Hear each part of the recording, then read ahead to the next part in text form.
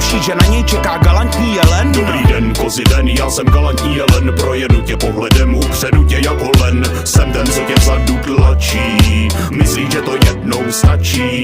Dobrý den, kozy ven, já jsem galantní jelen, projedu tě pohledem, upředu tě jako len. Jsem ten, co tě vzadu tlačí, myslí, že to jednou stačí.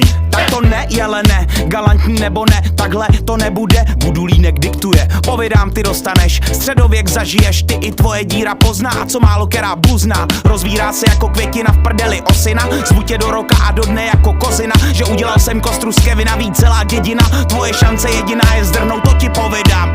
Jsem malej muž s velkou duší, schovej přede mnou svoji srnu, kámo, tato tuší. Čekuj, moje uši jsou jak satelity, co tvůj signál ruší.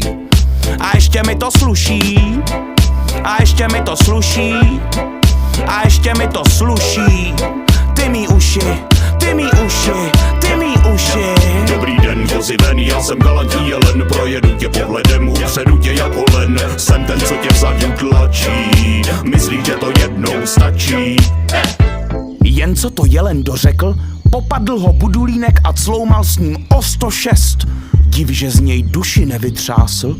Když už se zdálo, že dříve tak líný Budulínek řádění zanechá, znovu zbrunátměl a zasypal jelena nevídanou salvou nadávek.